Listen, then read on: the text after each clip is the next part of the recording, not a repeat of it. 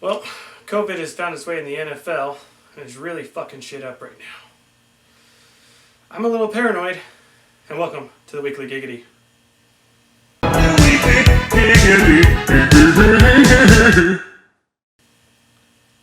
There we go. Let's get started with some news and notes, huh? Stephon Gilmore has tested positive for COVID, along with an unnamed player from the Las Vegas Raiders, with two more Titans testing positive, including Corey Davis. The idea of the season being paused has been tossed around. Cam Newton is asymptomatic and could return to play this week, though he does have to pass 2 consecutive COVID tests in order to do so. Bill O'Brien has been fired by the Texans, and defensive coordinator Romeo Crennel will take over as the interim head coach. Dwayne Haskins has been demoted to third-string quarterback in Washington, with Coach Rivera's former quarterback Kyle Allen taking over and Mormon heartthrob Alex Smith as the backup. Julio Jones left Monday's game before halftime with a hamstring injury and is yet to return to practice. Nick Chubb suffered an MCL sprain and has been placed on short-term IR. Corey's lack of running back will now be tested. Now's the time to strike, Sam. Austin Eckler suffered a hamstring injury and a hyperextended knee on Sunday and is expected to miss 4 to 6 weeks. Lamar Jackson is dealing with a knee injury and has not yet practiced. Jimmy Garoppolo and Raheem Mostert have both returned to practice in a limited fashion. Even with the surprise bye week, Juju Smith-Schuster still hasn't returned to practice and is dealing with a knee injury. Other notables are O.J. Howard, Shady McCoy, Joe Looney, C.J. Henderson, Miles Jack, D.J. Hayden, Darius Leonard, Lane Johnson, Ziggy Ansah, and K'Wan Williams. And guess what? We finally had some trades in the fucking Gallo. All right? Way to go, guys. Yeah! Tony gave up Kenyon Drake and DJ Moore, and in return got Joshua Kelly, Michael Gallup, Bobby Woods, and a 2022 second-round pick. 2022 second-round pick. Slater gave Gomez his third pick next year for Marquez Valdez-Scantling. And Nora, just trying to clear some cap, gave Corey Marvin Jones and a 2022 fourth-rounder. It was riveting on the waiver wire this week as Corey emptied his wallet and spent $1 to get Cleveland running back D'Ernest Johnson. Tony picked up Arizona D and Randy Bullocks, and Sam dropped T.Y. Hilton for Julian Edelman. Well, now let's go to the weekly recap.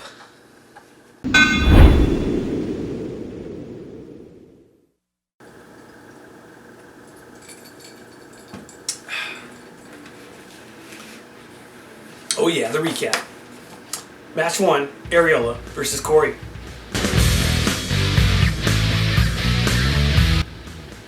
Not the slugfest we expected here. In fact, kind of a downer. Mike's roster struggled all around, only getting 1 touchdown from his position players in A-Rob. While Corey looked pretty routine on the other side, relying on his 3-headed monster at running back and strong quarterback and defensive play. Corey loses Chubb for a while, but in the process improves to 4-0, beating Areola 70-114. The Bengals have struggled against the run so far, but didn't have to keep James Robinson out of the end zone. Robinson did okay. In fact, one of only 2 position players on Mike's roster to put up double digits.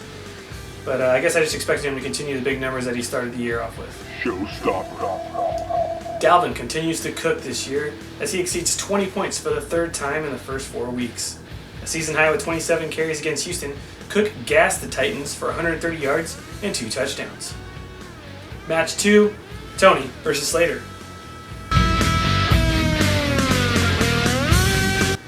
The biggest blowout of the season so far. This matchup was one-sided by halftime of the morning games. Wide receiver struggles continue for both squads, but the heavy and consistent production from Tony's quarterback and running backs come through yet again. Tony mollywopped Slater 131-72.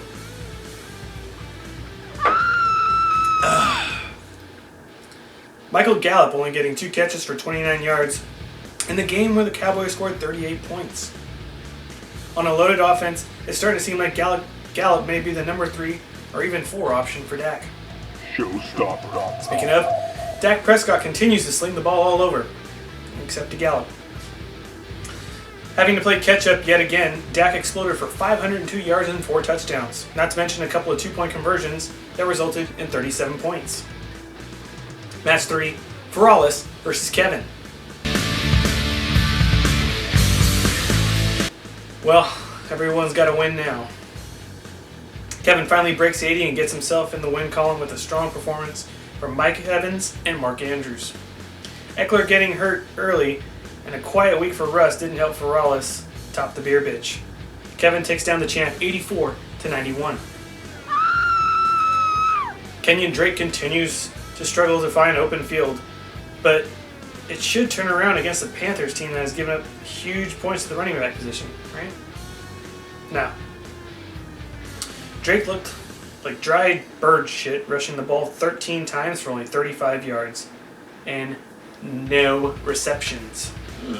Showstopper. Mike Evans seems to be back to the red zone machine we all remember. Catching a league-leading 5th touchdown on Sunday along with 122 yards helped cement the Beer Bitch's first W of the season.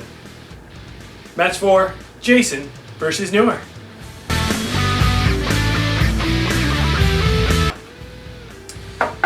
Big scores from both ballers here result in Bobo with the bad beat. Jason's scab running backs produced yet again for him, but it wasn't enough for Noor and a few big hitters. Chiefs D, Kittle, OBJ, and of course, Josh Allen all put up more than 20 points and made up for the late scratch on Devontae Adams. Noor takes this W proudly, 114-132.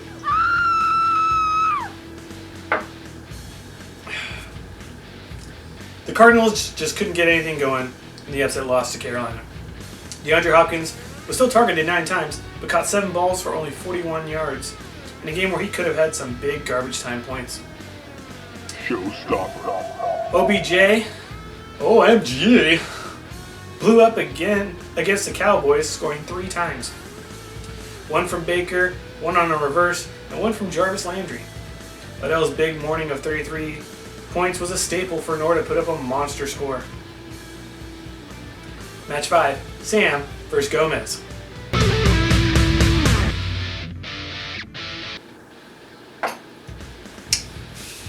Big Ben gets the blindside bye. Cam catches COVID before going to KC. And Calvin really doesn't catch a single ball on Monday night. Oh, Sam. Oh, wait, you fucking won. Holy shit, what a week for the commish. The solid wide receiver core comes through again. Meanwhile, Gomez leaned on TB12 and Melvin, but the sporting cast didn't get the memo. Sam wins big, 110-98. Ugh. I got 2 shockers here. Calvin not catching a single pass against the Packers is not what you expect from the number 1 wide receiver in the league.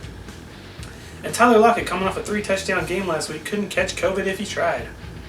Lockett struggled to squeeze it in Miami, catching only 2 balls for 39 yards.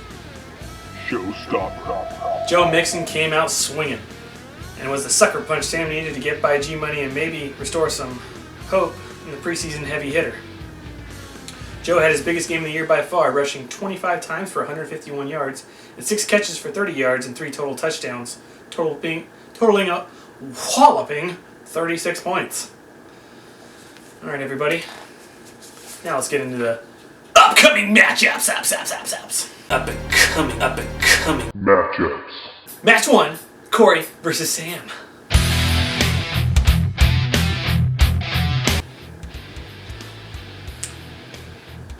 Corey's, is that a chub? Nah, just my dick. We'll travel to the Knicks Coliseum to take on Sam's I'm not in last place. Not that there's anything wrong with that. Text start shrugging man. Hashtag make Corey draft again. Nick Chubb is out. Aaron Jones and Kenny G are on a bye. And there's a good chance we could see Corey's first loss here. Due to his lack of depth at running back, Corey will be forced to start a backup running back this week. Meanwhile, DJ Chark can put up a big number against beat to shit Jags D, and Scary Terry could become Kyle Allen's new DJ Moore. Projections have this one at 191, Corey. Sam has a well-rested Big Ben, and Chark and Hill can really go big. Corey is also blessed with his high-flying wide receivers and can maybe get by with a low number in a couple of spots. Let's do it, Sammy. Take the giant out. Match 2, Tony versus Jason. Tony, in the hunt for Roach October, will head out to the stick and take on Jason and his Latte Larry's COVID crew. Tony will be out his top wide receiver and Chris Godwin on Thursday, and Jason gets his bell cow and Derrick Henry back for now. Jason scabs running backs, and McKinnon and Davis have scabbed well for him, and both have plus matchups this week. Though Tony's running backs have been fantastic, and Dak is the highest scoring player in the league. Projections got it at 109 to 101, Tony. Lamar is going against the Bengals, where he just went ham last year, but is dealing with a knee issue. If Tony can get his wide receivers in check, he'll be hard to beat. I'm going to take Tony in this one. Match 3, Slater versus Ferralis.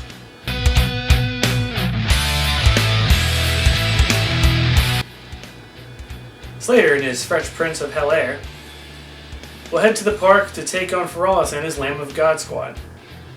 Both owners coming off a rough week and want to redeem themselves with big weeks here. Both quarterbacks are set to soar, starting with Deshaun going up against a demolished Jags D. Tish, I'm sure, would love to see Monty reach his projected 12 and get out to an early lead on Thursday.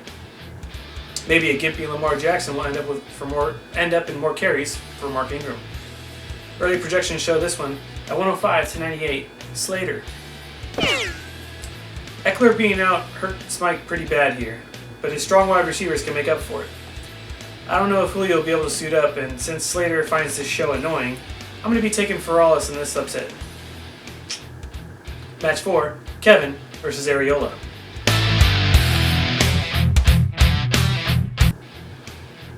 Maki Mack and the Bia Biatch will head to the Alum Rock and play Mike's It's Juju Baby. Both lineups beat to shit here, and some tough matchups up and down. The lineups make this one looking low and close. Burrow may have boosted his confidence even more, getting his first win, but now has to play a tough divisional game in Baltimore.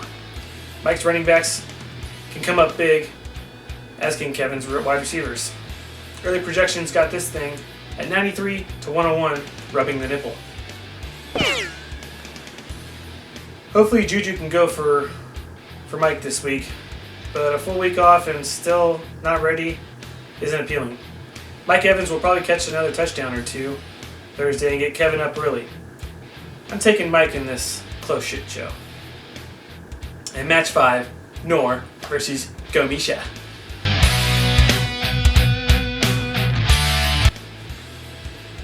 Uh-oh, Nor's George is getting upset. We'll head out to Pornhub Stadium to take on Gomez's Melvin and the Chipmunks. Nor's coming off a huge week without his lead back, James Conner, and Gomez is probably blaming me for his loss to Sam. Some surprise guys early in the starting lineups are Chase Edmonds for Nor and Devontae Freeman for Gomez, both projected 10 points. Tom Brady has been solid, but is now going up against a tough pass defense in Chicago. Gala has this baby projected at 97 to 93, Nor. Nor is really hoping Jimmy G is back this week, as he is starting Ayuk and Kittle. I don't see why Darren Waller is only projected 5 points against the Chiefs. He could easily catch 10 balls in that game. I think I'm going to take Gomez in the upset here. Alright folks, you know what that means. It's now time for the Power Rankings! It's the Weekly Power Rankings!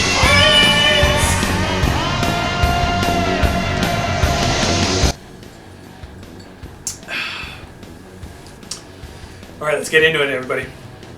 Number 10, Kevin Wallen. Pop the expired champagne bottles. The last winless team finally got on the scoreboard. After perhaps the worst start to a season in Gala history, Kevin finds himself in a three-way tie for last place and a clear path to escaping the beer bitch pit. Number 9, Jason Bercese.